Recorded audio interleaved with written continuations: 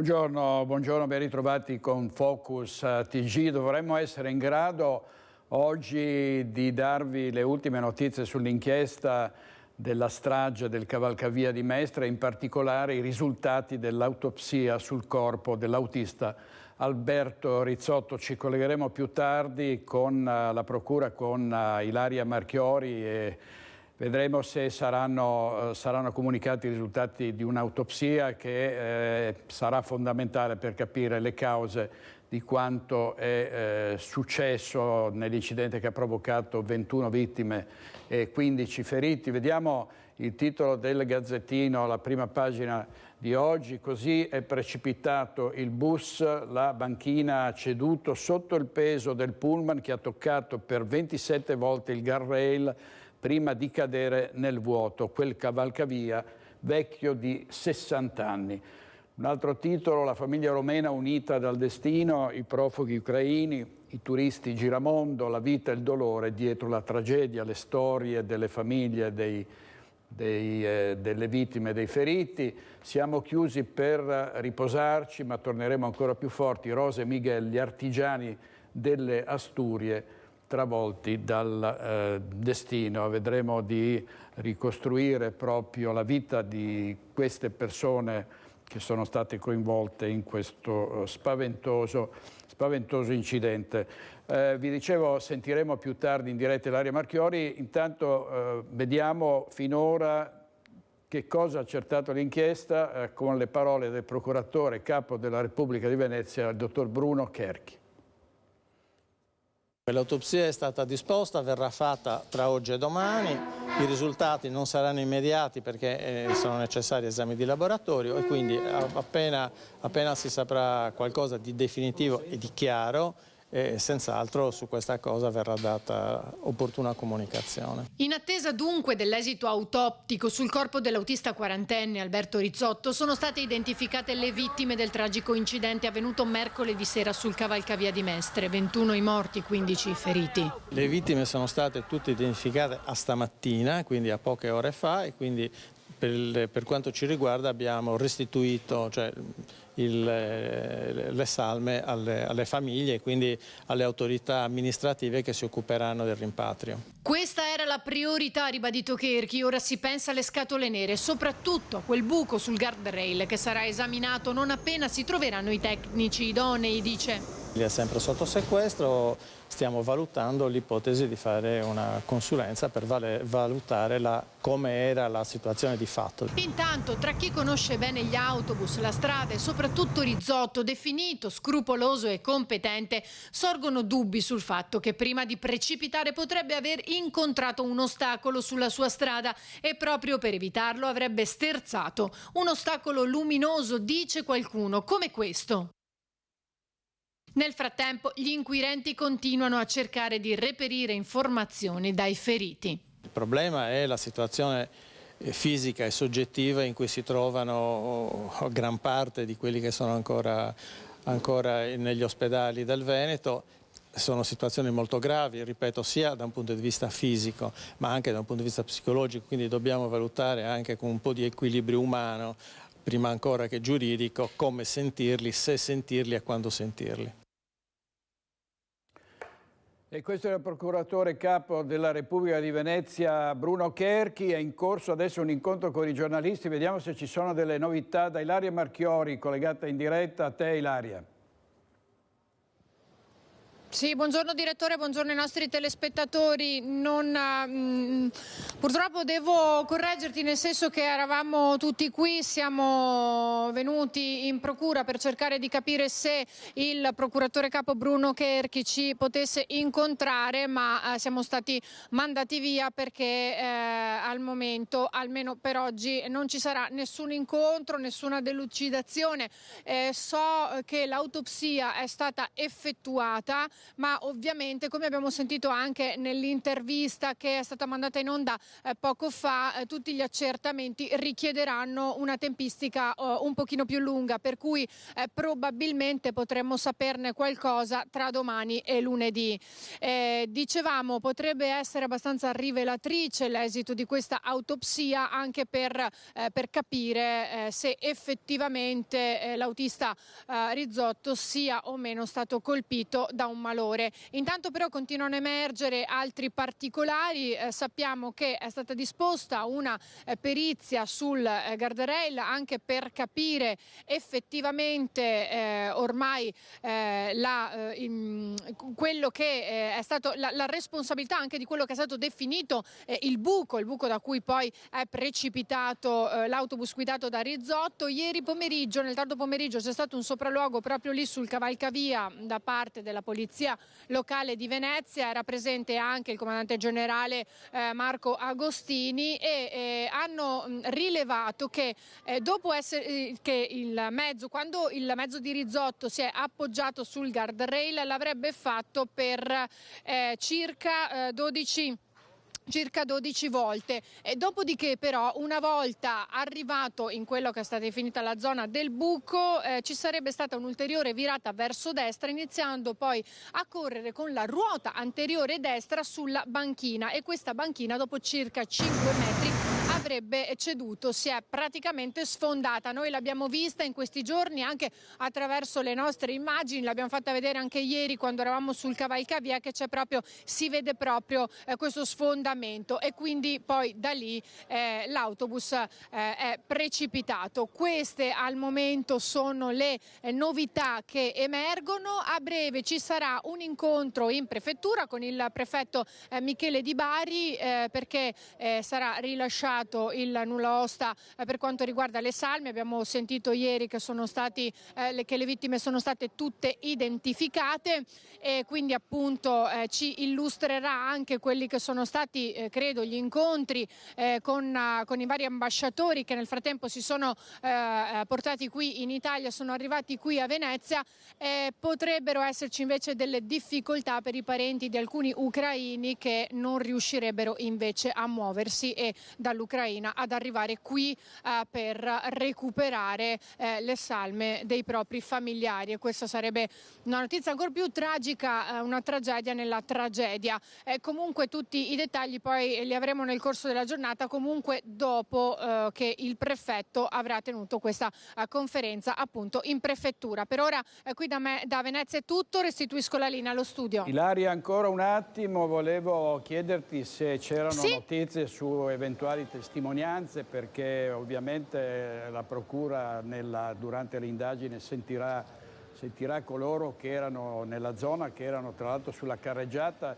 Ci sono state dichiarazioni dell'autista del pullman che era a fianco dell'autobus poi precipitato, che avrebbe detto: ho visto uno sbuffo, poi ho visto saltare in qualche modo verso l'alto l'autobus e poi precipitare.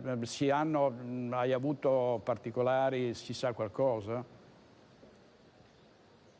Ancora no, questi sono gli stessi particolari, gli stessi dettagli che abbiamo anche noi di questa testimonianza. Non voglio anticipare nulla, potremo averne di ulteriori nel corso della giornata. Ieri sera invece siamo riusciti a mandare in onda la testimonianza di uno dei titolari della ditta di Auriga, che è il titolare anche dell'autista che invece si trovava sull'autobus Auriga, appunto, che era proprio dietro, in questo caso non l'autobus di fianco ma quello dietro, e che sarebbe stato il primo a chiamare i soccorsi, e poi avrebbe anche lanciato un estintore di sotto a un automobilista che si era fermato per cercare di dare una mano, ma ha raccontato appunto di essere stato bloccato, e quella che ha definito era una scena infernale, quello che insomma abbiamo anche testimoniato noi. Naturalmente stiamo continuando a raccogliere più testimonianze possibili di chi si trovasse lì. Ricordiamo anche che gli inquirenti stanno continuando a sentire invece i feriti che sono ricoverati nei vari ospedali del nostro territorio, ma che è molto difficile perché sono molto provati, oltre che fisicamente, come potete immaginare, anche psicologicamente. Qualcuno è ancora sotto shock, qualcuno non si rende bene conto, addirittura forse qualcuno non si è proprio reso conto perché magari in quel momento si era un po' appisolato, visto anche l'orario, dopo magari una giornata di gita in città, per cui è un lavoro anche questo molto difficile. Noi comunque tutte le testimonianze che avremo mano a mano ve le faremo avere in diretta. Grazie molte a Ilaria Marchiori davanti al Tribunale di Piazzale Roma a Venezia. Andiamo avanti proprio su questo guardrail che è oggetto di una discussione e anche di molte polemiche, perché come avete sentito è una struttura che ha 60 anni, era tutto arrugginito, oltre il guardrail c'era solo una fragile ringhiera. Ieri l'assessore Boraso ha detto che era previsto un potenziamento con un guardrail molto più robusto, simile a quelli che ci sono già per andare sul cavalcavia davanti alla Fincantieri, ma che la burocrazia e i tempi lunghi hanno impedito di accelerare i lavori. Sentiamo ancora tra l'altro sul varco che c'è a un certo punto tra un guardrail e l'altro, in cui si è inspiegabilmente infilato l'autista dell'autobus. Sentiamo. Non c'è un buco, c'è un varco di circa 2 metri, è un varco tecnico, ma è qui da decenni, perché il progetto di questa protezione è nato così. Risponde così l'assessore comunale ai trasporti all'indomani delle polemiche e delle accuse scoppiate sul buco lungo il cavalcavia, quell'interruzione da cui è precipitato l'autobus. Di fronte a un mezzo di 13 tonnellate e mezzo, che si è capito che non aveva più controllo perché non ci sono frenate e non ci sono controsterzate, non so quale barriera avrebbe bloccato una situazione del genere. Lo ha detto anche il dottor Kerchi, il bus non è uscito per 1,5 metri, è uscito un po' più avanti precipitando. Ma allora a volte mi chiedo, ed è giusto che chi fa la parte tecnica ci dia delle risposte, questo bus ha strisciato per decine di metri e si vede non è mai ceduto il guardrail. Perché non c'è una frenata? Perché non c'è una controsterzata? Io aspetterei le valutazioni della procura, ci sono telecamere, scatole nere, ci sono registrazioni. Fare sciacallaggio su questa vicenda anche no. Boraso aggiunge, quel cavalcavia il comune l'ha ereditato. Dal 2016 noi abbiamo monitorato questo ponte, fatto tutte le procedure di legge, progetto preliminare, progetto definitivo, progetto esecutivo, una gara, aspettato che chi ha vinto la gara non abbia il ricorso contro perché 7 milioni di euro sono una gara importante. La gara è in esecuzione perché se poi arrivate da Venezia la vedete, c'è un cantiere aperto da oltre un mese che sta rifacendo la qui vicenda della banchina, perché io non posso inserire un nuovo guardrail se non rifaccio la banchina laterale. Infatti ci sono diversi milioni di euro investiti. Di quanti milioni parliamo, assessore? 6,5 milioni quasi, di cui 3 vengono spesi per rinforzare i piloni. Intanto, dopo un giorno di silenzio nel rispetto delle vittime, intervengono le opposizioni. Come mai non era stato sostituito dal giorno dell'inaugurazione del cavalcavia, scrive il capogruppo di Tutta la città insieme. Perché le tante segnalazioni di precarietà continua non hanno trovato pronta soluzione, anche se tempo e fondi per farlo c'erano. Chi ha responsabilità, conclude Martini, deve rispondere.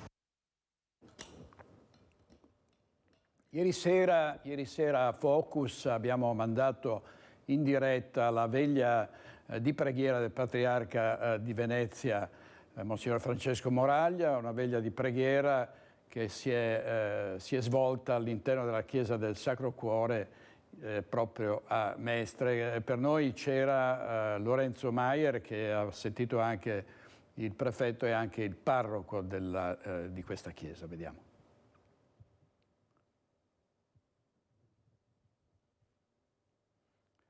Non importa, allora facciamo così, scusate, andiamo in diretta, poi vedremo il Patriarca Moraglia, andiamo in diretta perché la vedo pronta, Chiara Gaiani dall'ospedale di Padova, per sapere quali sono le condizioni dei feriti che sono stati ovviamente portati in vari ospedali del Veneto. A te la linea, Chiara. Buongiorno, sono 15 le persone ricoverate ancora in 5 ospedali del Veneto. Noi ci troviamo con il collega Cristian Rocchaiende davanti all'ospedale di Padova, dove sono ricoverate 3 persone, una bambina di 4 anni, Anastasia, ucraina, che è la paziente che desta più preoccupazioni. Tutte e 3 le persone ricoverate, le altre sono 2 donne, una ucraina di 29 anni, una donna spagnola di 52, si trovano in terapia intensiva. La bambina ovviamente in terapia intensiva pediatrica, seguiti dal centro dei grandi ustioni, e per la bambina è scattata davvero la mobilitazione di tutto il reparto che sta vegliando su di lei. La notte è trascorsa in modo stabile, ci hanno confermato i sanitari, e questo era scritto ovviamente anche nel bollettino diffuso puntuale alle 11 dalla Regione Veneto. Allora andiamo a vedere anche le condizioni dei feriti che si trovano negli altri ospedali. All'ospedale All'Angelo di Mestre ci sono 5 persone, 3 sono donne, 2 sono uomini, sono 3 ucraini, 2 tedeschi. Un paziente resta in condizioni critiche, 2 sono in condizioni discrete, per altre 2 il decorso è regolare. A Treviso, al Cafoncello, 5 persone, i 2 fratellini tedeschi di 4 e di 13 anni e un adulto di 33 anni. È proprio questo che desta più preoccupazioni. Le condizioni di quest'uomo si sono aggravate e è stato definito in condizioni critiche. Per fortuna la prognosi resta riservata, ma non ci sono state ulteriori variazioni in negativo per lui, quindi la prognosi continua a essere riservata, ma le condizioni stabili. Sono poi ricoverati anche uno spagnolo, una donna ucraina di 33 anni. Per tutti gli altri pazienti il decorso è regolare. Ad Olo una studentessa francese di 21 anni, lei purtroppo ha perso il fidanzato, una delle 21 vittime, decorso anche in questo caso regolare, così come a Milano, dove si trova un giovane croato di 28 anni che era in viaggio di nozze e ha perso la moglie incinta. 21 le vittime di questo tragico incidente che ha lasciato tutti davvero senza parole, senza fiato. Allora vediamo nel servizio la ricostruzione di chi erano queste vittime. Tra di loro, pensate, c'era anche una intera famiglia romena. Poi da Padova la linea allo studio.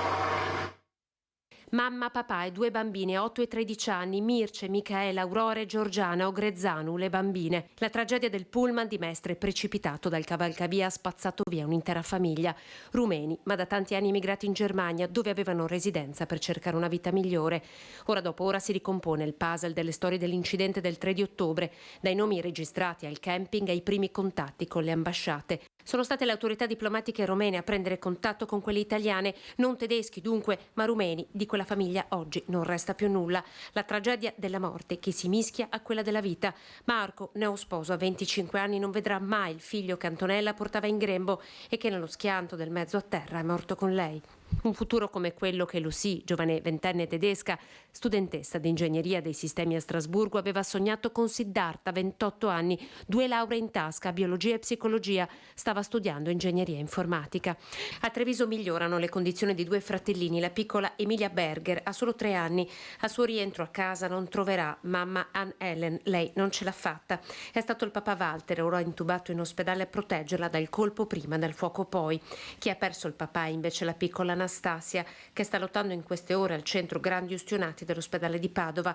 Mamma Caterina è intubata, diverse fratture, ma ce la farà. C'è la famiglia ucraina Morozova, che ha perso la figlia, il tedesco 28enne che ha perso il figlio e la compagna, gli ucraini che hanno perso 2 familiari. A tutti, tranne la coppia di spagnoli ricoverati tra Padova e Treviso, la tragedia di Mestre ha strappato un familiare.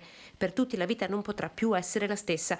Anche per questo il sostegno psicologico che ha assicurato loro H24 è stato immediatamente attivato. L'obiettivo è questo, di cercare di ridare la pensabilità e la possibilità di una continuità esistenziale dopo un evento di questo tipo. Si parla spesso di continuità assistenziale. L'intervento psicologico in queste situazioni cerca di dare una continuità esistenziale, la possibilità di pensarsi in un futuro possibile e necessario, nonostante la situazione disperata e disperante in cui ci si può sentire in quel momento. Servizio di Anna De Roberto. Adesso sentiamo invece Francesca Bozza, perché ieri sera, vi dicevo, a Focus abbiamo dato le parole durante una veglia di preghiera del Patriarca di Venezia, Francesco Moraglia, collegato in diretta con Focus. Vediamo.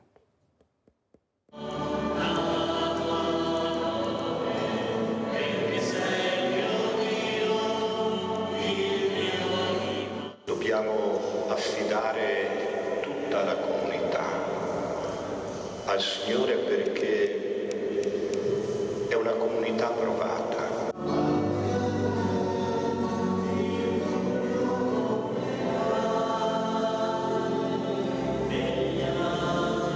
Da guida spirituale della nostra città, da uomo di fede anche, come si sente il patriarca di fronte a questi eventi?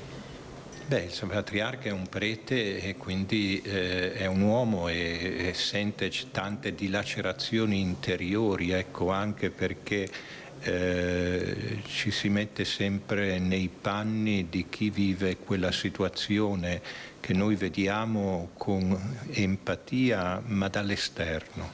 Ecco, sotto quei teloni potevo esserci io, potevano esserci persone a me amiche o familiari, ecco, e quindi quel sentirci vicini come un corpo unico. È stata data lettura anche di un messaggio del Santo Padre?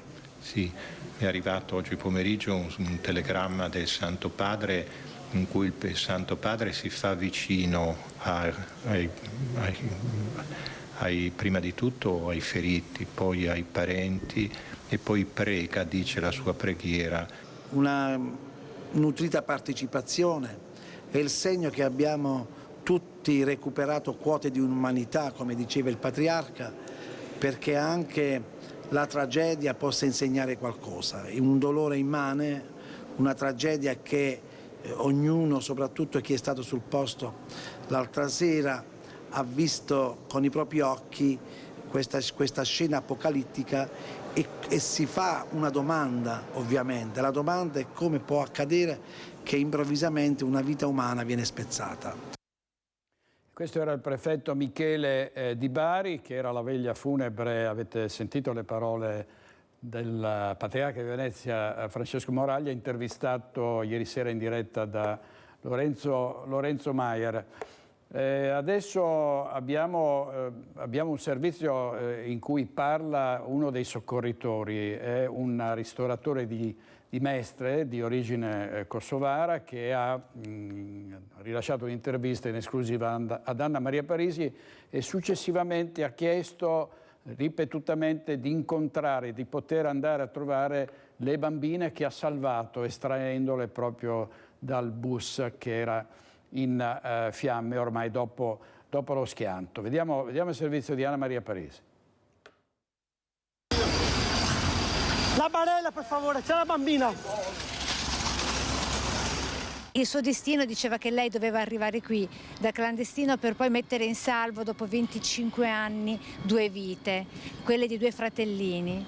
Cioè, ripeto, io vengo da un paese dove abbiamo vissuto la guerra, che è stato tanti morti, che abbiamo perso anche dei parenti. So cosa vuol dire salvare una vita, una vittima, e quindi da lì ho corso. La corsa verso il bus appena caduto e prima che prendesse fuoco, le luci blu quasi accecanti, il suono delle sirene, la voce ansimante. E sono 50 dentro che stanno morendo. E quella di Bukay Bujar, tra i primissimi soccorritori, ha appena messo in salvo i 2 fratellini tedeschi, Oliver, 13 anni, con la sorellina Emilia, 4 anni appena, nella foto dopo la tragedia, con le gambe completamente avvolte in quella del fratello, in cerca di protezione. La barella, per favore, c'è la bambina. Sentivo dei urli, sentivo che piangevano, eccetera. E lì ho visto questi 2 bambini e che io ho cercato di mettere da parte, che piangevano, che chiedevano sempre la mamma. Ma i 2 fratellini non sanno di essere sopravvissuti alla mamma, morta nell'incidente, con il papà di 33 anni sempre in terapia intensiva. Secondo Bukay, tante vittime si sarebbero potute salvare se soltanto ognuno tra i presenti avesse fatto la sua parte, invece di restare nella staticità di spettatori di morte. Dal posto dell'incidente a indietro di 30 metri c'erano tante persone che facevano il video e foto che io chiamavo l'aiuto, venite a aiutarmi, venite a darmi una mano, nessuno. Bukay, kosovaro, da genitore qual è, vedendo i 2 fratellini tedeschi soli, feriti e sanguinanti, ha subito pensato ai suoi 4 figli. Mi sembravano come fossero i miei bambini. Appena sarà possibile, dice, vorrebbe riabbracciarli, il suo appello. Spero che mi fanno entrare, o perlomeno prima di portare nel loro paese, vorrei rincontrarli e salutarli. Questa era Anna Maria Parisi e risentiamo il racconto di uno dei titolari del bus guidato dal cinquantenne che ha chiamato i soccorsi e ha lanciato un estintore. Ha detto era un inferno. Risentiamo cosa ha detto. In quel momento non so come avremmo reagito o come avrei reagito io. Lui ha fatto quello che si sentiva di fare, quello che poteva fare, e se l'ha fatto è stato bravissimo. Sarebbe stato il primo a chiamare i soccorsi. Lui, l'autista cinquantenne mestrino, ora a casa per alcuni giorni, che guidava il bus Auriga sopraggiunto mentre l'altro precipitava. Stava riportando in mezzo in azienda, come racconta uno dei titolari quando si è ritrovato nel caos. No, non c'erano passeggeri a bordo, sì, stava rientrando e si è accorto di quello che stava succedendo e quindi si è fermato. Sconvolto, ha chiamato subito in azienda. Ha detto che era successo un disastro, che si era ribaltato un autobus ed era finito sotto il viadotto e che c'erano feriti, c'erano delle persone intrappolate. Voleva intervenire ma è rimasto bloccato, così ha lanciato un estintore a un autista che si era fermato a pochi metri dal rottame del bus sotto. Ora è a casa forse sotto shock perché vivere un inferno così, dicono molti autisti, ti cambia per sempre. Questo è ancora, avete sentito, ancora un servizio di Ilaria Marchiori. Adesso andiamo a Cittadella in diretta perché Vanessa Banzatto è con il sindaco di Cittadella, Piero Bonna. A te la linea, Vanessa.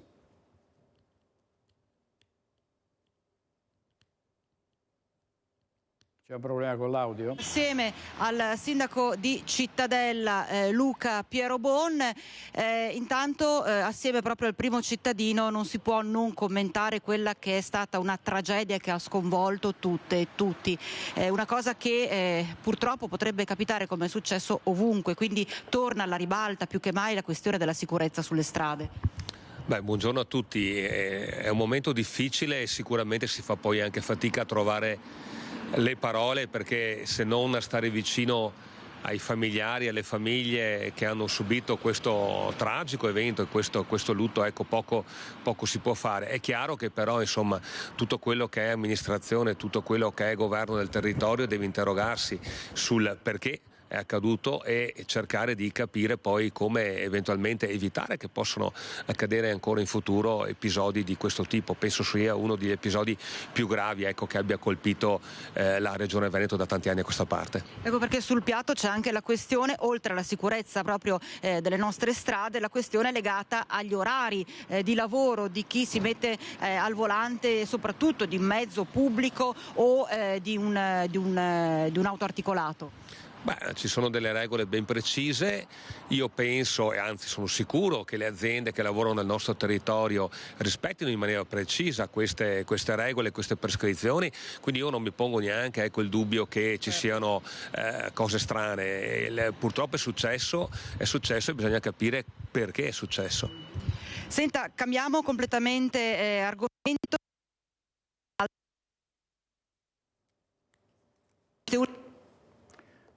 Quella legata ai migranti.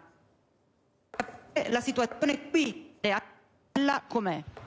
Ma per ora la situazione è tranquilla, nel senso che 2 parrocchie stanno ospitando delle famiglie che arrivano dall'Africa e una famiglia che arriva dall'Ucraina, quindi c'è un'accoglienza che va avanti ormai da qualche anno per gli africani, un po' meno per gli ucraini.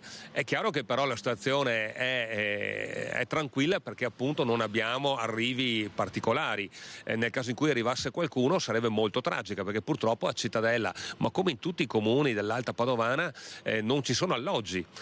Pensate che adesso noi andremo a fare il nuovo bando per le case popolari che uscirà qua ad ottobre, ma l'ultimo bando aveva una cinquantina di domande e non sono state naturalmente tutte soddisfatte, e ancora ad oggi ho parlato anche stamattina stessa con una famiglia che ha uno sfratto, quindi la situazione diventa veramente difficile. Noi ci troviamo con famiglie che risiedono, italiane e straniere, che risiedono nel territorio di Cittadella da parecchi anni, che si trovano con sfratti, con l'obbligo di andare via da casa e magari hanno figli minori, anziani, portatori di handicap.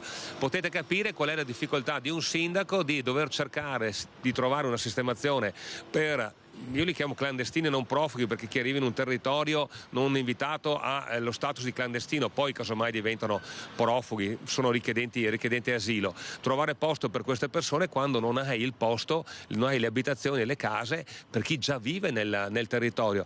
Poi partiamo anche dal presupposto che gli appartamenti, gli affitti nel territorio di Cittadella sono tra i più cari della provincia di Padova. Come si commenta questo scontro, perché mai non si può definire in altre maniere, lo scontro aperto tra governo e magistratura? Ma è incommentabile, nel senso che è chiaro che quando c'è una sentenza di un giudice sì, si può ragionarci sopra, però è tutto quello che ci gira attorno a questa sentenza del giudice, che ha, secondo me, è un mio parere personale, ha anche cercato di dare un vizio di costituzionalità alla legge quando un giudice non può farlo, e poi si vengono poi a scoprire, leggendo dai giornali, che questo giudice ha partecipato a manifestazioni, in Facebook pubblica delle cose relative ai migranti, e quindi si fa un po' un processo alle intenzioni, secondo me, quindi è molto grave, secondo me, quello che è accaduto. Io mi auguro che gli organi di controllo della magistratura intervengano in maniera chiara e decisa, altrimenti il rischio è che la gente perda quella fiducia che ancora oggi ha nei confronti della magistratura. Ecco, viene criticata soprattutto la giudice in questione per quanto concerne il fatto che dicono ha politicizzato la cosa. Ma questo è il rischio. Se voi andate a fare un sondaggio, penso, ai cittadini per strada e chiedete se la magistratura è politicizzata, il 90% vi risponde di sì. È chiaro che dobbiamo tornare indietro, dobbiamo cercare di rendere la magistratura il più indipendente politico, dalla politica in generale, di qualsiasi partito, che poi uno dica che è di sinistra, eccetera, cambia poco. Però il problema è che la politica interviene sulla magistratura e noi questo non dobbiamo permetterlo. Bene, allora direttore, ci sono domande da studio per il sindaco di Cittadella? No, grazie, hai fatto giustamente tu un ampio spettro delle notizie importanti, compresa quella dell'incidente, quindi ringraziamo molto il sindaco Piero Bon, grazie a te Vanessa, grazie, a presto, buon lavoro. Allora torniamo all'incidente, alla strage di Mestre. Abbiamo sentito prima Chiara Gaiani dall'ospedale di Padova fare un riassunto, un riepilogo della condizione dei feriti. Adesso andiamo a Mestre dove ci sono peraltro le 21 salme delle vittime che sono in attesa di essere rimandate in buona parte in Ucraina e in altri paesi. Intanto sentiamo anche cosa ha detto il console ucraino che ieri ha visitato i feriti. Vediamo. Tutte le 21 salme non più sotto l'autorità giudiziaria, attualmente custodite all'ospedale di Mestre in attesa del rimpatrio. Il ministro dell'Interno Matteo Piantedosi segue personalmente questa vicenda anche nel prosieguo dei momenti della tragedia e quindi si fa fatica, dicevo, a creare tutte le condizioni per rasserenare questo contesto in cui le salme devono essere rimpatriate. Questo è il nostro compito in questo momento. All'Angelo 5 i feriti della tragedia del bus, di cui 3 in rianimazione e 2 in reparto. Ma una paziente è stata trasferita per pertinenza del centro clandestini a Padova, quindi sono 3. Di questi 3 pazienti solamente una paziente è in condizioni critiche, pur instabilità, però rispetto alle altre 2 è sicuramente una prognosi più riservata. E poi ci sono un ferito ad Oleg e uno a Milano. A Mestre in visita ai feriti anche il console generale ucraino Andriy Kartish racconta come di 3 nuclei familiari composti da 8 persone ne siano rimasti soltanto 3, tutti scampati dai territori di guerra di Kiev e del Donetsk, avevano trovato riparo come rifugiati in Croazia. Da qui erano partiti per una gita a Venezia di un paio di giorni, da dove avrebbero dovuto fare rientro il giorno seguente la strage del bus. Ieri, questi giorni, abbiamo parlato con un parente di una vittima, una cittadina che è morta, e proprio al momento della nostra conversazione al telefono è cominciato il bombardamento. In Ucraina? In Ucraina, sì, in Ucraina, e lei era caduta. 9 i morti di nazionalità ucraina, di cui un'intera famiglia sterminata, la bimba di 1 anno e mezzo, i nonni, la mamma, solo il padre è sopravvissuto, ma ancora non sa di aver perso tutti i suoi veri più grandi. Nei suoi occhi che cosa è rimasto impresso in questi giorni di queste persone in cura da voi? Allora, io ero presente nel momento in cui è avvenuto il grande arrivo dei pazienti e c'era chiaramente una situazione di grosso stress per questi pazienti. Per quelli che abbiamo dovuto rianimare chiaramente era una pertinenza più nostra, il paziente non aveva una coscienza di quello che succedeva. Chiaramente noi siamo abituati a gestire momenti così critici, però ogni volta è un momento di grossa tragicità. Ieri l'ambasciata tedesca in Italia ha organizzato una delegazione per il disastro, una delegazione che si è recata al Cafoncello di Treviso per avere notizie sulle condizioni dei 2 fratellini e del loro papà feriti gravemente nello schianto. È una presenza continua di autorità straniere e familiari al Cafoncello di Treviso per i feriti dello schianto del cavalcavia di Mestre. Ieri il passaggio della delegazione organizzata direttamente dall'ambasciata tedesca a Roma ai fratellini di 4 e 13 anni rimasti orfani della mamma deceduta all'interno del bus. Ha voluto appunto conoscere le condizioni degli assistiti che noi abbiamo, gli assistiti, i ragazzi della Germania. Si è informato, ha detto che ha dato la sua massima disponibilità ad aiutare per quello che serviva e ci ha ringraziato soprattutto il nostro personale, che è stato straordinario, perché è riuscito ovviamente a dare una risposta immediata dal punto di vista sanitario. Delegazione che è in stretto contatto con i sanitari anche per il 33enne papà in condizioni stabili ma ancora incoscienti in terapia intensiva nell'ospedale trevigiano. Sono arrivati altri parenti, conoscenti, ambasciate per gli altri ricoverati? Guardi, ci riferisce la questura che dovrebbero arrivare anche l'ambasciatore spagnolo e i parenti, e quindi noi abbiamo messo a disposizione ovviamente la direzione medica, i nostri responsabili di unità operativa e lo psicologo che può servire per supportare le persone che arriveranno. Direttore che sulla presunta iniziativa di raccolta vestiario per i 2 piccoli ricoverati sottolinea con forza. Chiedo a tutti di non, lo so che la cosa può sembrare, ecco, come dire, mi do da fare per qualcuno che ha bisogno, però credeteci, abbiamo dato già come ospedale, come regione, la massima disponibilità a dare risposte di qualsiasi tipo per i minori e anche per i ricoverati, per cui assolutamente evitate di fare questi messaggi che creano solo confusione, perché la situazione è sotto controllo e stiamo rispondendo a qualsiasi tipo di esigenza. Era il direttore generale dell'ULSS della Marca, Francesco Benazzi. Vediamo un titolo del Corriere del Veneto che riguarda ovviamente l'autobus caduto a Mestre, le ultime notizie, 27 gli urti prima di precipitare, poi anche i dubbi sull'assicurazione. Questo è un altro tassello nel giallo di questo gravissimo incidente. Voltiamo pagina, apriamo una finestra e andiamo in diretta a Treviso da Lucio Zanato in Piazza Duomo, perché c'è una grande attesa per l'arrivo delle spoglie di Pio X a Treviso. A te Lucio. Buongiorno direttore, buongiorno ai telespettatori di Rete Veneta. Intanto una notizia che è legata purtroppo alla tragedia di Mestre, ovvero oggi pomeriggio qui a Treviso si aprono le millenarie fiere di San Luca, però ci sarà un'apertura assolutamente sottotono, proprio in linea con i 3 giorni di lutto regionale decretati dal governatore del Veneto Luca Zaia. Ci sarà l'inizio, diciamo così, di queste fiere, ma senza artisti di strada, senza musica e unicamente perché ci sono già, diciamo così, dei biglietti che sono stati dati ai ragazzi, ai giovani, alle scuole che cominciavano da oggi, e quindi si è cercato insomma di collimare le due cose, quindi inaugurazione minimale proprio in segno di rispetto per le vittime appunto della tragedia di Mestre.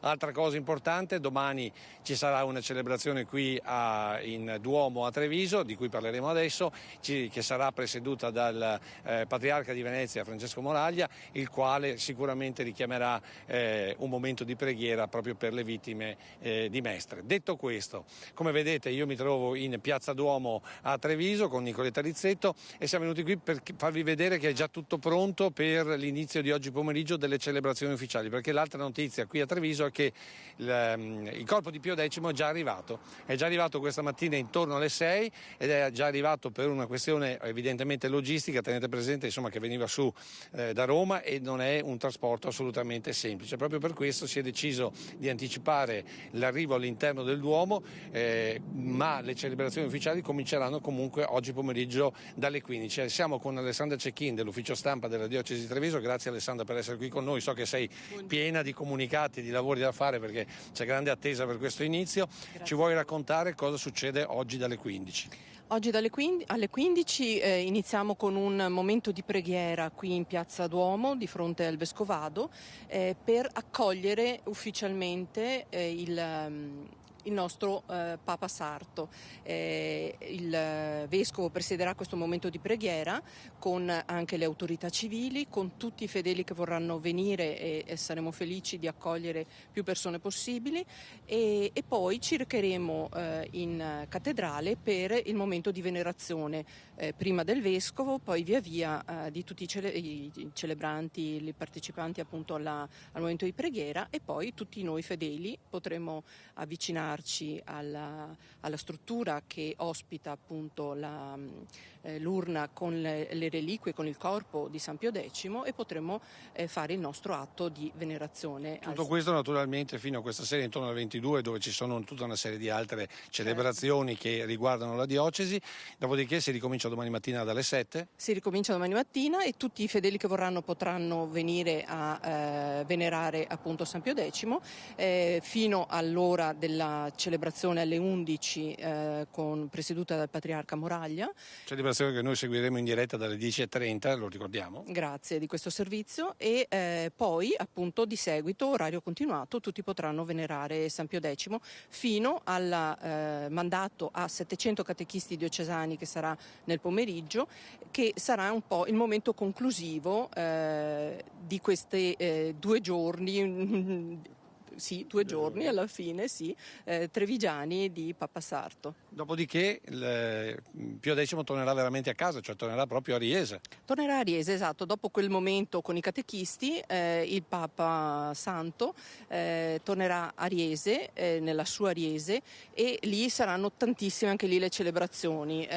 Sono soprattutto momenti religiosi, momenti di preghiera, momenti di venerazione per raccoglierci attorno a questa figura di santità, di pastoralità che è stata importante non solo per la nostra diocesi ma per il mondo. Ecco, 2 cose logistiche. La prima, Piazza Duomo sarà completamente chiusa, per cui chi vuole venire a Treviso deve tenere conto della chiusura proprio al traffico e delle deviazioni. Sono predisposti dei parcheggi per chi vuole mettere giù la macchina e arrivare qui ovviamente a piedi. L'ingresso è libero, non è prenotato, cosa invece che a Riese si è resa indispensabile, perché qui spazio ce n'è, alle Cendrole ce n'è molto meno, per cui se volete venire a venerare Pio X approfittate di questi 2 giorni qui a Treviso a ingresso sostanzialmente non prenotato, altrimenti c'è una settimana alle Cendrole.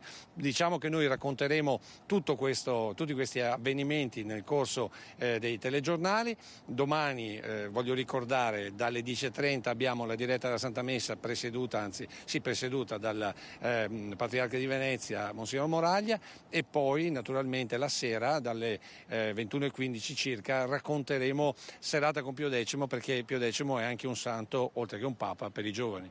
Certo, faremo insieme a voi questo momento appunto durante la veglia dei giovani, perché i giovani sono stati nel cuore di Pio X. Ricordiamo che lui ha aperto la comunione ai bambini in età molto prima rispetto a come erano le regole della Chiesa. Pio X è anche un papa per i giovani e lo scopriremo domani sera perché, quali sono le caratteristiche. Ci sarà soprattutto un invio da parte del vescovo di questi giovani a essere missionari nel loro tempo, nella storia, in questa nostra terra, quello che è stato Pio X nel suo tempo. Ecco, va detto insomma che una riflessione va fatta in un momento in cui i giovani sono messi veramente molto in discussione. Se non hai domande restituisco la linea allo studio. Grazie molte, grazie Lucio a te e alla tua ospite. Torniamo ovviamente alla strage del cavalcavia di Mestre, un drappello di psicologi e di psichiatri che sta assistendo i familiari delle vittime, ma anche il Comune di Venezia ha subito messo a disposizione alloggi e assistenza. Sentiamo. Supporto psicologico ma anche materiale per tutti i familiari delle vittime e dei feriti della tragedia del bus che in queste ore stanno arrivando a Venezia. L'assessorato alla coesione sociale del Comune, in collaborazione con la Protezione Civile, ha individuato nel pronto intervento sociale, abbreviato PRIS, la centrale operativa per ogni informazione ed assistenza ai parenti, anche attivando, visto che si tratta di stranieri, mediatori linguistico-culturali. Abbiamo attivato il pronto intervento sociale, che è un servizio della Direzione Coesione Sociale, proprio con il compito di accompagnare sia nell'ospitalità e quindi nel trovare accoglienza e nell'accogliere in strutture ricettive del territorio i familiari che sono in arrivo in queste ore, sia anche per accompagnare in chiave proprio di spostamento, di piccola necessità, queste persone che stanno arrivando appunto in queste ore. Attraverso consolati ed ambasciate i parenti delle vittime e sopravvissuti vengono con il pronto intervento sociale accolti per tutte le necessità sia nel territorio comunale di Venezia che in quelli degli ospedali dove sono ricoverati i feriti: Dolo, Mirano, Padova e Treviso. La scorsa notte 10 persone dalla Croazia sono state ospitate in un albergo a Mestre, stanotte altre 2 persone a Dolo, ma altri familiari stanno arrivando da mezza Europa in queste ore. È evidentemente un compito veramente necessario, perché queste persone arrivano in città spaesate, piene di dolore, e il minimo che possiamo fare è accompagnarle in questi giorni in tutte le attività che dovranno purtroppo fare. Dicevamo all'inizio di questa edizione di Focus TG che c'è attesa per i risultati dell'esame autoptico, dell'autopsia sul corpo di Alberto Rizzotto, mentre a Tezze di Vazzola amici e parenti fanno quadrato attorno alla famiglia.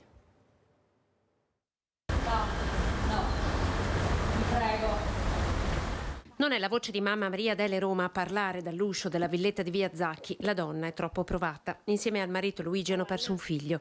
Sono i genitori di Alberto Rizzotto, l'autista che guidava il pullman che la sera del 3 di ottobre è precipitato dal cavalcavia di Mestre trascinando con sé tutti i passeggeri. È la 21ª vittima, il loro figlio, di questa tragedia immane che attende con ansia di avere una risposta. E proprio nel pomeriggio è stata fissata l'autopsia sul corpo di Alberto. L'esame autoptico affidato all'Istituto di Medicina Legale di Padova potrebbe restituire risposte decisive sulla dinamica del disastro, chiarire se l'uomo sia stato colto o meno da un malore improvviso costringendolo a perdere il controllo del mezzo, poi precipitato. La famiglia da ieri è protetta da una rete che sta filtrando ogni contatto con l'esterno. Questa mattina la visita di un carabiniere giunto con l'auto privata. È una cosa che riguarda la famiglia, grazie. Vi saluto. Anche gli amici più stretti stanno attendendo il momento opportuno per far visita alla famiglia. Tutti nel quartiere hanno scelto di rispettare il silenzio voluto da Maria Adele e Luigi, come la vicina e santola di Alberto, la signora Maria Maddalena. No, guardi, non ho niente da dire. Alberto era attivo nella comunità a fianco della Proloco di San Gregorio di Tezze e nel gruppo Tamburi della Dama Castellana. L'esame autoptico, una volta eseguito, permetterà anche ai genitori di poter dare l'ultimo saluto al figlio. La celebrazione avverrà con tutta probabilità qui nella chiesa parrocchiale di Tezze di Vazzola. Ad officiarla Don Alberto Basso, che oggi si è messo in contatto con la famiglia. E sui social sono in tanti a fare congetture, a insinuare che questi malori ricorrenti sarebbero provocati dalle vaccinazioni. Sulle vaccinazioni è sempre stato molto scettico l'ex sindaco di Santa Lucia di Piave, Riccardo Chomsky, che ieri ne ha parlato in occasione della formazione di un suo movimento, l'associazione Resistere. Sentiamo. Io credo che sia giusto a queste persone che sono state obbligate, che fanno un lavoro in cui è in gioco la vita altrui, che il sistema sanitario preveda un accertamento cardiologico importante. Monitorare costantemente i conducenti dei mezzi pubblici che si sono vaccinati col Covid. Questa è la richiesta provocatoria che Riccardo Chomsky lancia all'assessore regionale alla sanità Manuela Lazzarin, richiamando alcuni studi clinici. Autorevoli studi internazionali che cominciano a essere pubblicati dimostrano che ci sono delle conseguenze a livello cardiologico, magari silenti perché non se ne accorge, non vengono indagate, che fanno un danno che poi improvvisamente porta al malore improvviso. Che secondo Chomsky potrebbe essere anche la causa del disastro di Mestre e che l'autopsia sul corpo di Alberto Rizzotto potrebbe confermare. L'autopsia bisogna vedere come viene fatta, se è un'autopsia politica o un'autopsia a 360 gradi. Un'autopsia ben fatta con dei test istochimici, quindi conservando in maniera adeguata i pezzi del cuore, parliamo di cuore piuttosto che di arterie, spiegherebbe qualcosa, aiuterebbe, magari smentirebbe questa, ma avremo qualche preoccupazione in meno tutti quanti. Caso toccato durante la presentazione a San Biagio dell'associazione Resistere, che punta a diventare un movimento politico. Noi vogliamo essere una cosa dinamica in cui siamo tutti pari, poi uno fa il portavoce, ma porta avanti delle idee che siano condivise da tantissima gente. Non un partito quindi, anche se l'obiettivo è la regione nel 2025. Sì, l'abbiamo dichiarato che è quello delle regionali, però è tutto un movimento in cammino, nel senso che da adesso alle regionali non faremo solamente delle iniziative politiche, ma cercheremo di costruire rete e stare tutti quanti assieme con la volontà di arrivare alle regionali, perché comunque crediamo che ci sia la necessità, ed è realmente la gente che ce lo chiede, di avere un'alternativa. E ieri sera a Focus ovviamente quasi tutta la puntata dedicata alla strage di Mestre e anche all'inchiesta sul Garrail. Avevamo anche in studio due avvocati, Fabio Crea e Alberto Ferri. Sentiamo cosa ha detto Ferri, sentiamo. Che è vero è che i passeggeri di quell'autobus comunque da un punto di vista del danno sofferto, della perdita della vita, qualsiasi automezzo che circola sulle nostre strade è assicurato e i trasportatori, a prescindere dalle colpe, vedranno risarcito. È una parola impropria perché la perdita della vita mai può essere risarcita, però l'assicurazione copre. Se al di là dell'assicurazione dell'autobus venisse poi accertata la responsabilità del guardiano delle strade, in questo caso il comune, e quindi per la mancata manutenzione del guardrail, anche questa diventa una responsabilità, così come, e ringrazio il collega Crea di aver difeso il mio ministro Salvini, così come Dio non voglia che anche solo un principio di incendio della batteria che abbia rovinato l'impianto frenante possa aver creato qualche cosa.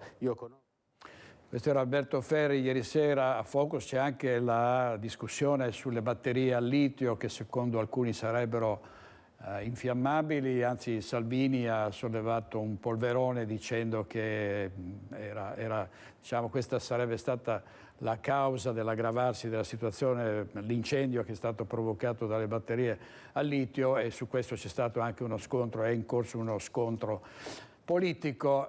Chiudiamo questa triste finestra sulla strage dell'autobus caduto dal cavalcavia di Mestre e vediamo un altro fatto di cronaca nera. È morto questa mattina il piccolo Jacopo Sartena, neonato di appena 3 mesi di Montebelluna, che 2 sere fa era stato ricoverato d'urgenza in ospedale perché non respirava più.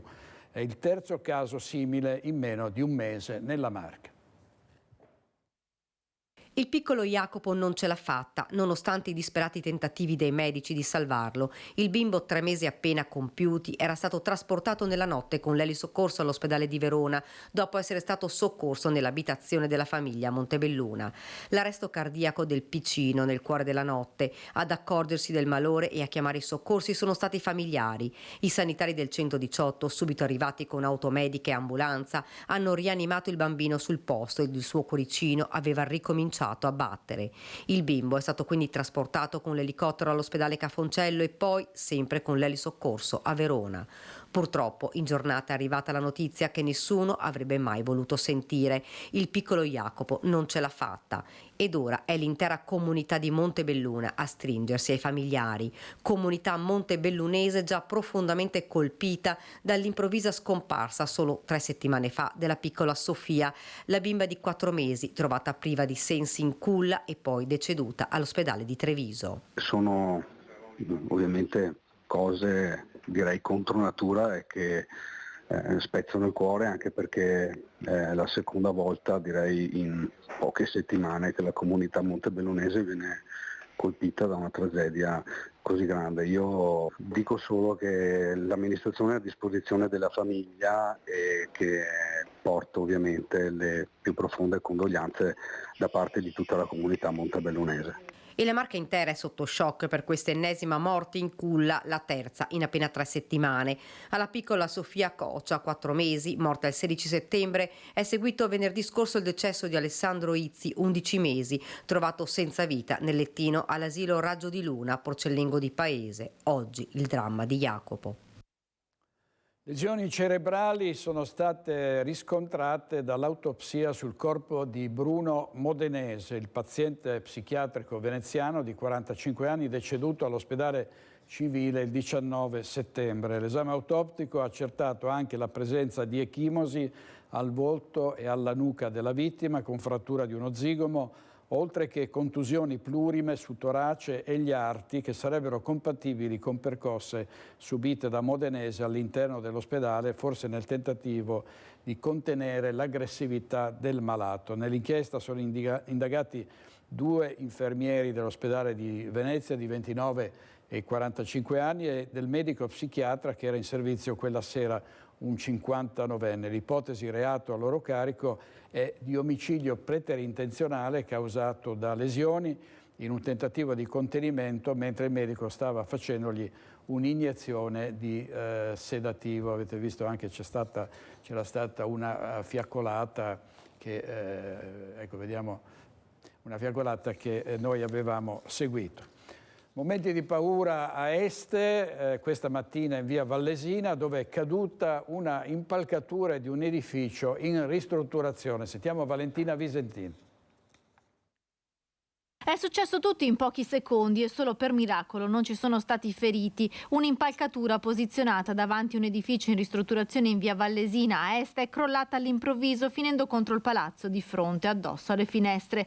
A pochi metri c'è l'uscita del più grande parcheggio cittadino in pieno centro storico. Nessuna persona fortunatamente è rimasta ferita perché in quel momento non stava passando nessuno. Sul posto i vigili del fuoco e la polizia locale. Sembra che a cedere sia stato il solaio dell'edificio fatiscente e di conseguenza è crollata anche l'armatura dell'impalcatura. I lavori nel palazzo erano iniziati qualche settimana fa e doveva portare alla realizzazione di un complesso di appartamenti. Ora si dovrà anche valutare se i lavori nel cantiere stessero procedendo in modo regolare. Andiamo a Vicenza, dove a Campomarzo un tunisino è stato trovato in possesso di un coltello mentre girava per il parco e ha raccontato ai poliziotti che era un'arma per difendersi e il questore di Vicenza, Paolo Sartori, ne ha subito disposto l'espulsione. Campomarzo, l'epicentro del degrado a Vicenza. Una pattuglia della polizia nota un immigrato che, alla vista degli agenti, accelera il passo per evitare di essere fermato. È invece proprio questo atteggiamento sospetto ad attirare i poliziotti che raggiungono e fermano l'uomo all'imbocco di via Gorizia per accertare la sua identità. Lui però non ha documenti e non ha fissa dimora. Perquisito, nei pantaloni nasconde un coltello con lama di 17 centimetri. Lo straniero si giustifica, dice che il coltello gli serve per difendersi da eventuali aggressioni. Identificato emerge che si tratta di un 43enne tunisino che ha a suo carico diversi precedenti, tra cui una condanna per spaccio di sostanze stupefacenti e rissa, porto d'armi e furto e una denuncia per un reato da codice rosso. Pochi giorni fa, a settembre, il magrebino si era reso responsabile di una rapina in viale dell'Ippodromo messa a segno proprio puntando il coltello sulla vittima per ottenere denaro. Era poi stato denunciato dalla questura per lesioni personali e minacce ai danni di un pakistano. Considerati i suoi gravi precedenti, il tunisino, già destinatario di altri provvedimenti di espulsione e ordini di trattenimento nei centri di permanenza e rimpatrio, data la sua irregolarità in Italia e la sua pericolosità sociale, è stato di nuovo scortato dagli agenti dell'ufficio immigrazione della questura di Vicenza nel centro di permanenza per i rimpatri di Gradisca di Sonzo, in attesa di essere imbarcato su un volo diretto a Tunisi. Servizio di Carlo Alberto Inghileri, responsabile della nostra redazione vicentina. Andiamo in pubblicità, 1 minuto e mezzo e torniamo subito con altra cronaca tra poco. State con noi.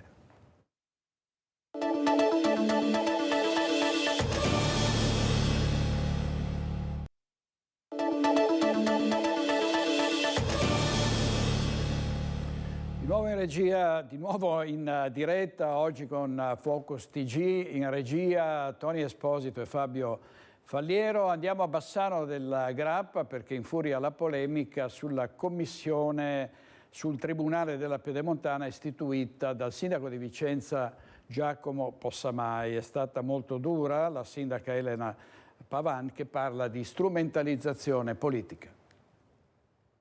Non capisco cosa c'entri Vicenza, il Comune di Vicenza con questa vicenda, perché il Comune di Vicenza continuerà ad avere un tribunale, quello di Vicenza, per tutti gli adempimenti insomma, del proprio territorio, e non capisco questa iniziativa se non per una strumentalizzazione politica da parte di una precisa parte politica. Ecco, sappiamo che c'era sul tavolo un possibile invito al ministro Nordio, c'è stato, arriverà a Bassano il ministro? L'invito è stato ufficializzato alcune settimane fa, è partito, è stato anche reso edotto il mondo della stampa di questo momento, di questo invito. Siamo in attesa di essere contattati dalla sua segreteria per conoscere la data. Ed è oggetto di questo scontro al Tribunale della Pedemontana che dovrebbe sorgere da anni, una cittadella giudiziaria già pronta, costata 12 milioni di euro, che è ancora lì a marcire. È arrivato il sottosegretario alla giustizia Andrea Ostellari tante volte, si è chiesto l'intervento di Nordio, avete sentito, e sta diventando appunto uno scontro vero e proprio. C'è stato ieri anche l'intervento polemico con Giacomo Possamai dell'ex sindaco Francesco Rucco. Sentiamo.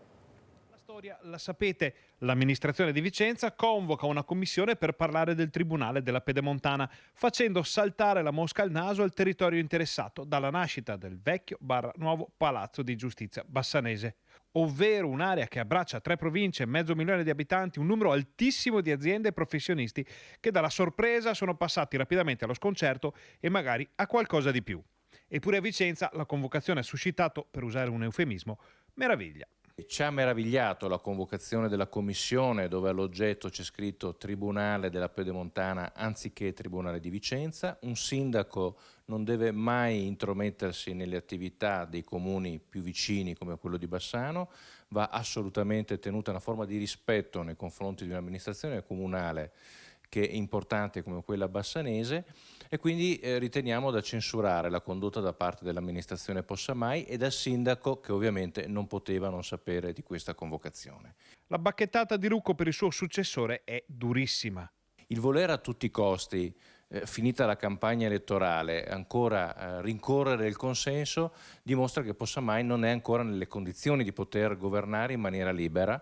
Vedremo se mai riuscirà a farlo, e deve rispondere eventualmente a qualcuno che gli ha chiesto anche di fare questa convocazione. L'ex sindaco di Vicenza richiama invece l'attenzione sull'attuale situazione del Tribunale Berico. Ritengo che sia importante una commissione semmai sul Tribunale di Vicenza, sulle condizioni del Tribunale di Vicenza, su cosa possiamo fare perché il nostro Tribunale possa avere ad esempio una dotazione organica sia in ambito amministrativo che dalla parte dei magistrati. Insomma, le pressioni perché il percorso del Tribunale della Pedemontana finisca su un binario morto ci sono tutte e sarebbero legate a campanilismi e interessi di varia natura. La sensazione è che si tratti di un conflitto tra campanili, come spesso avviene nei nostri territori, sicuramente di interessi di zona e dobbiamo fare in modo che questo non avvenga. Deve prevalere il servizio al cittadino che è fondamentale. A pagare ancora una volta sarebbero i cittadini, gli stessi cittadini che aspettano da agosto, termine ultimo preventivato durante le varie riunioni bassanesi di quest'anno, qualche novità sul Tribunale della Pedemontana. Perché, e questo è chiaro a tutti, il treno passa stavolta e poi non passa più. E come avete sentito, poi la sindaca Elena Pavanna ha rincarato la dose. Restiamo alla politica, continuano i nuovi ingressi in Forza Italia. Oggi la presentazione a Padova di Fernando Ziglio, ex presidente di Union Camere del Veneto e di Confcommercio Veneto, che per la prima volta si tessera con un partito politico. L'ingresso di Fernando Ziglio è davvero, insomma, mai avuto una tessera di partito, a quel che mi risulta, è riuscito a farlo entrare in Forza Italia? No, non è che sono riuscito io, è che ci conosciamo e ci stimiamo da molti anni e Forza Italia oggi sta cercando persone come Fernando Ziglio, persone credibili, che abbiano capacità di governo del territorio, che abbiano dimostrato di saper fare, che abbiano un modo garbato. Persone serie che siano affidabili per gli elettori e quindi Fernando Ziglio è esattamente quello che serve a Forza Italia, quello che cerca Forza Italia oggi per radicarsi sempre di più, per crescere sempre di più e ripeto per essere credibile rispetto agli elettori. Fernando Ziglio non ha bisogno di molte presentazioni, un grande passo l'ingresso in Forza Italia, lei non credo avesse avuto prima tessere di partito, perché? Perché è il momento giusto per lei adesso? Guardi, conosco Flavio Tosi da tantissimi anni, ho lavorato con lui anche in occasioni quando facevo il presidente della Camera del Commercio, quando facevo il presidente di Union Camere del Veneto e ho sempre stimato Flavio Tosi per il modo in cui ha condotto e ha gestito il comune in particolare il comune di Verona, che è un comune, vediamo, che naviga, corre, sviluppa attività, sviluppa interessi, ed è un comune molto molto dinamico e ha superato Padova. Una squadra che man mano, insomma, si sta definendo, sta riaggiungendo pezzi, sta anche un po' riaggiustando forse il tiro rispetto alla presenza di Forza Italia in Veneto. Beh, più che altro si sta tornando a essere un partito vero, tant'è che adesso ci saranno i congressi, entro la fine di questo mese scadono i tesseramenti, fra dicembre e gennaio, quindi fine ottobre, fra dicembre e gennaio ci saranno i congressi provinciali che eleggeranno i coordinatori provinciali, a febbraio ci sarà il congresso che incoronerà segretario Antonio Tajani e a marzo-aprile ci saranno i congressi cittadini, quindi tutti i comuni, tutte le città. E quindi torna a essere un partito vero, presente, dove in ogni comune del Veneto un cittadino, un imprenditore, il sindaco sanno che c'è Forza Italia e con chi parlare se è un problema a livello provinciale, a livello regionale, a livello nazionale, avere dei riferimenti. L'orizzonte così più importante sono le regionali, come ci si avvicina? Ci si avvicina con un peso diverso dal passato. Quando sono state nel 2020, qualche anno fa, le elezioni regionali, Forza Italia abbiamo due consiglieri di maggioranza su una maggioranza di 41. Questa volta i numeri saranno radicalmente diversi. Sembra più un messaggio per Fratelli d'Italia che per la Lega, mi sbaglio? No, penso che sia normale, ci sono momenti in cui le cose vanno tanto bene e le cose vanno tanto male. Nel 2020 le cose andarono maluccio, adesso andrà meglio, dopodiché sarà più forte uno, un po' più debole l'altro, quello si vedrà, noi sicuramente cresciamo. E questo era Flavio Tosi, coordinatore regionale di Forza Italia. Torniamo alla cronaca nera. Sono stati arrestati 2 rapinatori della cartolibreria Gianotti di via Borgo Casale di Vicenza. Uno di loro era già in carcere per la rapina ai danni della pasticceria Soranù, il cui titolare era stato picchiato e derubato.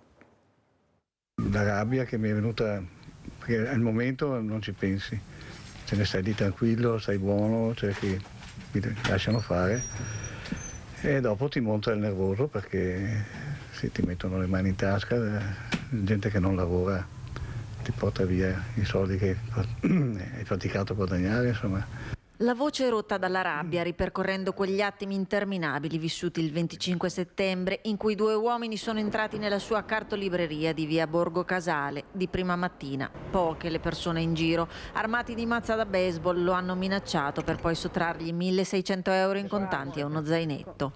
Oggi commenta così il titolare della cartolibreria la notizia dell'arresto dei 2, uno dei quali già recluso presso la casa circondariale di Vicenza, indiziato per aver partecipato alla rapina del 19 settembre ai danni della pasticceria Soraru, per questo arrestato dopo qualche giorno dalla questura. E sono contento che li hanno presi, chissà che restino dentro un bel po', ecco, più che altro, che non vengano magari liberati subito. I carabinieri della sezione operativa del nucleo operativo e radiomobile di Vicenza hanno dato esecuzione ad un'ordinanza di custodia cautelare in carcere nei confronti del 28enne senza fissa dimora pregiudicato già in carcere a Vicenza e il giorno dopo, in esecuzione del medesimo provvedimento cautelare emesso dall'autorità giudiziaria berica, è stato arrestato anche il secondo destinatario di 28 anni, italiano, anche egli senza fissa dimora pregiudicato. Quest'ultimo, attivamente ricercato dopo meno di 24 ore dall'emissione del provvedimento, è stato rintracciato dai militari dell'Arma in via Gorizia a Vicenza. Le indagini degli investigatori, svolte in collaborazione con la Polizia di Stato, si sono concentrate sulla raccolta di testimonianze rilasciate soprattutto dagli altri commercianti della zona e la visione di diversi filmati di telecamere installate nelle vicinanze. Certamente mi guardo più intorno, cioè prima aprivo tranquillamente, tenevo la porta aperta. E adesso mi guardo intorno prima di aprire, se non c'è nessuno apro, mi chiudo dentro. Un plauso alle forze dell'ordine da parte dell'amministrazione che rinnova l'invito al governo a rinforzare gli organici. È il segno della volontà dello Stato di essere presente e di dare una risposta pronta. Colgo però l'occasione per ricordare e chiedere che alle forze dell'ordine del nostro territorio siano assegnati il numero giusto di agenti e di personale, perché tutte le forze dell'ordine del territorio oggi sono carenti. E il centrodestra lancia l'allarme in seguito all'aumento di reati e del degrado all'interno del centro storico della città e quindi è stata chiesta la convocazione di un consiglio comunale straordinario. SOS Sicurezza. Il termometro della criminalità e del degrado dice che Vicenza scotta. Gli episodi sono in crescita, dalle rapine alla presenza di nullafacenti nei parchi. Negli ultimi 10 anni, regnante Achille III o governante Francesco Rucco, ho sempre sostenuto che un conto era la percezione del pericolo e un conto era il pericolo reale. Spesso le due cose erano molto distanti. Mai però, come negli ultimi mesi, il pericolo reale è quasi pari alla percezione del pericolo. Alcuni fatti recenti di cronaca, anche di aggressioni violente verificatesi in centro storico, fanno sì appunto che la percezione sia pari quasi alla realtà. Certo è che bisogna intervenire su 2 piani, un piano legislativo a livello nazionale per modificare le norme in modo tale che l'Italia non sia più la terra dove si delinque e si rimane impuniti, e un piano locale con maggior controllo del territorio. La nostra è una città patrimonio UNESCO, una città che viene visitata ogni anno da migliaia di turisti stranieri, merita un rispetto e una cura particolare. Il degrado è anche una conseguenza della poca sicurezza che si riverbera in centro storico, serve un'attenzione profonda da parte di chi governa per dare risposte ai commercianti e ai residenti. Il centrodestra chiede maggior controllo sull'immigrazione e ripropone il tema dell'accoglienza. Dovrebbero spiegarci alcune forze del mondo cattolico e alcuni partiti del centro-sinistra cosa intendono per accoglienza, perché se la loro accoglienza è quella che viviamo quotidianamente in Campo Marzio, sicuramente noi non siamo contenti di questo tipo di accoglienza. Partendo da queste basi di discussione, il centrodestra firma questo documento in cui chiede la convocazione di un consiglio comunale per aprire un dibattito sulla sicurezza in città e per affrontare le criticità rispetto ai provvedimenti e ai progetti dell'amministrazione di centrosinistra. In questi mesi sono peggiorati i casi di furti, aggressioni, rapine. Dobbiamo avere più attenzione, l'amministrazione comunale deve avere più attenzione rispetto a questo tema che ha pregiudicato residenti, turisti, commercianti. Più attenzione, più serietà, chiediamo un intervento e un provvedimento forte per tutelare i cittadini e dare risposte concrete alla città. Reati in aumento anche a Thiene e quindi sono stati intensificati i controlli antidroga della Guardia di Finanza provinciale al terminal degli autobus e alla stazione. 200 le persone controllate, sono state rinvenute dosi di stupefacente abbandonate nei mezzi pubblici. Thiene, diverse dosi di hashish e marijuana sono state rinvenute all'interno di alcuni autobus nella stazione ferroviaria da parte della Guardia di Finanza, stupefacente che è stato abbandonato dai viaggiatori dei bus alla vista dei militari, coadiuvati anche da 2 unità cinofile. Si sono intensificati in questi giorni i controlli antidroga dei finanzieri, dove si concentra un notevole flusso di passeggeri, soprattutto studenti, in particolare nelle prime ore del mattino al terminal degli autobus e alla stazione. Una decina i mezzi pubblici controllati provenienti da Vicenza, Asiago, Caltrano, Calvene e Arsiero. 200 circa le persone controllate tra adulti e minori. Durante l'attività i finanzieri hanno inoltre contestato una sanzione di 1.000 euro al titolare di un negozio per aver venduto ad un minore liquido di ricarica per sigarette contenente nicotina. Nel caso di recidiva la licenza per l'esercizio dell'attività sarà revocata. Andiamo a Trieste con la nostra redazione Tele4. C'è stato il pestaggio di un medico, il questore assicura, in base ai video delle telecamere di sorveglianza, cattureremo presto i responsabili. Vediamo. Diciamo che stiamo lavorando molto su quella vicenda, abbiamo estrapolato tutte le immagini delle telecamere della zona e contiamo di addivenire all'individuazione. Quindi anche perché le immagini per fortuna in quella zona sono abbastanza buone. I video ci sono e sono di buona qualità. Grazie alle telecamere di sorveglianza la polizia è sulle tracce degli aggressori che venerdì notte hanno picchiato e tentato di rapinare un giovane medico in Cavana. Michelangelo Scordo, 29enne specializzando in ortopedia, stava rientrando a casa assieme a un'amica quando un gruppo di ragazzi aveva iniziato a seguirli chiedendo poi del denaro. Al rifiuto avevano reagito con estrema violenza, sferrando pugni in faccia e calci alla testa del malcapitato giovane che aveva riportato diverse ferite al volto e un timpano perforato. Era seguita la denuncia in questura nella quale il medico aveva parlato di un gruppetto di 5 ragazzi molto giovani. E sempre la videosorveglianza con impianti capillari soprattutto in centro città è stata determinante per consentire ai carabinieri di via Ermet di individuare i responsabili dell'accoltellamento di un 30enne macedone all'alba della stessa nottata tra venerdì e sabato in via Diaz. Si tratterebbe di 3 giovanissimi che lo avrebbero aggredito a seguito di un litigio avvenuto in precedenza. Il ferito è stato ricoverato in gravi condizioni ma non in pericolo di vita.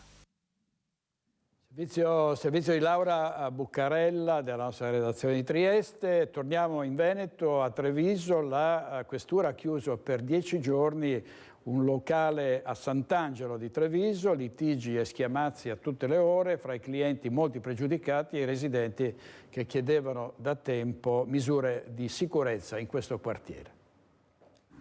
Casino, paura, questi andavano a fare la pipì, la cacca davanti alle porte del condominio. Residenti e cittadini di via Sant'Angelo potranno tirare un sospiro di sollievo perché per 10 giorni il locale K&Q dovrà rimanere chiuso, sospesa la licenza per la somministrazione di alimenti e bevande del locale, secondo il provvedimento deciso dal questore Emanuela De Bernardin, in seguito ai numerosi interventi da parte della polizia su sollecitazione dei residenti, esasperati dai clienti che disturbano a tutte le ore, spesso ubriachi e molesti. Il ristorante etnico, gestito da alcuni cittadini africani, era già finito nel mirino della divisione amministrativa della questura lo scorso mese di gennaio, con una prima chiusura dovuta principalmente a problemi igienici. Nonostante il primo intervento, le urla e gli schiamazzi non erano mai cessati. Sabato sono andati avanti fino all'1:30. Quindi a un certo punto è un disturbo continuo. Sabato hanno litigato, erano qua in mezzo alla strada, la gente non passava più. Quando c'è tutto sto casino ci sono le camere da letto dietro e non si dorme. Dai controlli effettuati dalle forze dell'ordine è stato accertato che il locale era divenuto anche punto di ritrovo di numerosi pregiudicati, circostanza che potrebbe mettere in pericolo la sicurezza pubblica. Nonostante tutto, per un parente del gestore, la chiusura è una decisione troppo severa. È difficile perché io paghi affitto, paghi luce, paghi gas, io ce l'hai 3 bambini, chiudi bar per 10 giorni per niente, non è colpa di mia. Il clima, ma anche la casa per gli studenti, sono tornati in 35 piazze d'Italia gli attivisti del Friday for Future. A Padova l'appuntamento è in piazzale della Stazione. La città, una delle città più inquinate d'Europa, con i livelli di PM10 e di PM2.5 più alti. Siete pronti a tornare in piazza? Oggi è il primo appuntamento autunnale dei Fridays for Future. 35 città, c'è anche Padova, Mattia. Sì, c'è anche Padova, siamo tornate in piazza oggi insieme anche ai comitati della città, insieme agli studenti medi e agli studenti universitari per portare ancora la nostra voce contro la devastazione climatica e per la giustizia climatica e sociale. È solo l'inizio di un autunno che vi porterà in varie città, anche del Veneto. Certo, è l'inizio di un lungo percorso, anzi è il continuo di un percorso che non si è mai arrestato, quello per la giustizia sociale e la giustizia climatica, che ci porterà tra le altre cose ad attraversare presto i territori di Cortina per le mobilitazioni contro le Olimpiadi di Milano Cortina del 2026. Pensiamo che la lotta climatica non possa essere slegata da tutte le lotte, anche dalla lotta per la casa. In questo momento Padova sta affrontando una crisi abitativa grandissima, anche da parte di vista degli studenti universitari che in questi giorni si stanno mobilitando e stanno manifestando per chiedere delle misure immediate. Cortina del 2026 è la devastazione che stanno portando questa grande opera. Non ci sono solo giovani in corteo? No, ci siamo anche noi, perché evidentemente è una questione che riguarda tutte le generazioni. Ma voi siete qui anche per un motivo fondamentale, è per la città che siete qui, per la città in cui vivete? Siamo qui per tutto, però anche per la città, perché ormai è da tanti anni che è sotto l'assalto del cemento, dei gas climalteranti e delle polveri sottili. Non si può buttare ancora cemento per costruire delle grandi opere inutili. E alla finale di Tallinn in Estonia, Treviso ha conquistato l'European Green Leaf, che premia le città più sostenibili del continente. Il capoluogo della Marca vince come città più verde sotto i 100.000 abitanti. Vediamo il momento dell'annuncio della vittoria e le parole del sindaco Mario Conte. I'm happy to announce as the winners of the European Green Leaf for the year 2025, the city Treviso.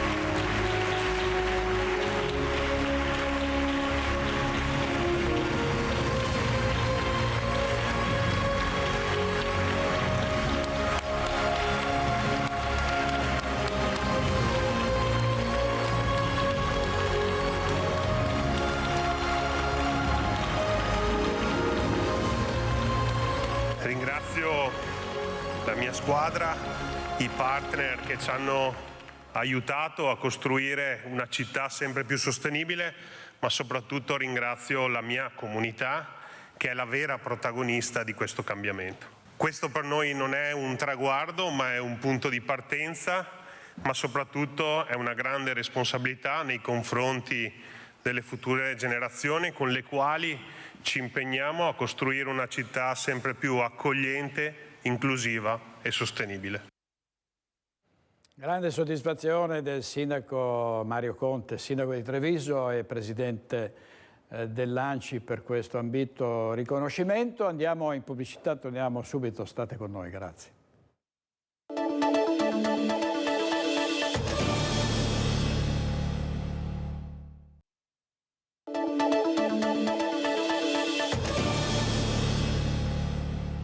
Si è aperta ieri, come sempre, il primo giovedì di ottobre, la Fiera Franca di Bassano del Grappa e quindi sarà un lungo fine settimana. Come da tradizione è stato premiato il bue grasso, vincitore un vitellone di 8 quintali allevato a Noventa Vicentina. Vitelloni maschi e femmine con i denti da latte, manze, poi cavalli, asini e persino per la prima volta alla Fiera Franca di Bassano le galline padovane. Non è primo giovedì di ottobre se Viale De Gasperi non si trasforma in un allevamento a cielo aperto, dove come un tempo c'è ancora spazio per affari e contrattazioni. I grandi protagonisti sono loro, animali come questo, il vincitore del premio al bue grasso selezionato dalla commissione della Fiera Franca, una bestia di circa 8 quintali nata e allevata nell'azienda di Luca Piovanna, Noventa Vicentina. Questo di razza è blu belga, però è nato in Italia da una persona, la mamma proveniva dal Belgio. È questo che ha vinto, quello che stiamo inquadrando adesso. È nato in Italia questo. Prima di lui il nonno, il padre, adesso il figlio racconta l'allevatore, così anche per Corrado Beltrame di Cittadella. Che tipo di bestie sono queste? Sono bestie austriache e hanno un incrocio di Serolè e Pesata rossa. Facciamo scotone, sorane, bestie da macello, insomma, per macelleria. Da quanto viene alla Fiera Franca di Bassano? Sempre stati. Il papà, il nonno, il bisnonno, tutti. E adesso abbiamo anche i rinforzi. Dimitri Busatto è un allevatore trevigiano. Lei da quanto fa l'allevatore? Una quindicina d'anni. È giovane, è difficile fare l'allevatore? Se si mette la passione sulle cose, la difficoltà diventa una seconda cosa. Secondo lei è importante ritornare al valore, alla genuinità dei nostri prodotti, valorizzarli? Sicuramente, valorizzarli sicuramente. Dove ha l'azienda? A San Zenone degli Ezzelini.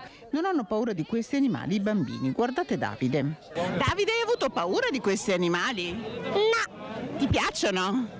Sì. Camminando lungo Viale De Gasperi, ecco i cavalli che si lasciano accarezzare, ma c'è spazio anche per queste galline allevate a Cittadella da Andrea Pozzato. Questa è una gallina padovana, un animale tipico del nostro territorio veneto e padovano, e siamo felicissimi che sia la novità della Fiera 2023 qui a Bassano. Fanno le uova bianche, molto buone, molto grosse, gustosissime. C'è futuro in questo settore per lei? C'è assolutamente futuro per chi ci crede. Sono prodotti a chilometro zero, la filiera corta e cresce quindi la consapevolezza dei cittadini, dei consumatori che chiedono maggiori garanzie sui prodotti della loro tavola. Sentiamo ancora Chiara Gaiani. Secondo me sì, è un'ottima occasione la fiera per valorizzare i prodotti del territorio. Io vado da un macellaio di fiducia che ha la filiera di conoscenti e quasi tutti gli animali sono loro. Filiera corta? Assolutamente sì. Qui del territorio sono i migliori, fra virgolette, si spera almeno. Grazie. Chilometro zero? Chilometro zero sarebbe molto bene. Assolutamente sì, la cosa che mi rattrista stamattina e nel corso degli anni è il fatto che comunque la Fiera Franca legata all'allevamento del bestiame si riduce sempre di più. Qualche giovane decide di tornare, no? Forse sì, qualche giovane sì ne ho visto, qualche giovane allevatore, esattamente. Quindi c'è ancora speranza? C'è ancora speranza sicuramente. È importante valorizzare il territorio, secondo lei, i prodotti del territorio? È importantissimo, è la cosa principale, insomma, anche perché in questa zona qua ci sono ottimi prodotti. L'agricoltura alla fine ci ha fatto crescere fin dall'antichità e penso che sia la resa più consistente che abbiamo. Tanti giovani tornano alla terra? Sì, io faccio il veterinario, quindi assolutamente sostengo soprattutto il locale. Bene, è tutto per oggi, grazie a Tony Esposito e Fabio Fagliero in regia. Ci vediamo stasera a Focus alle 21:15. Buona giornata.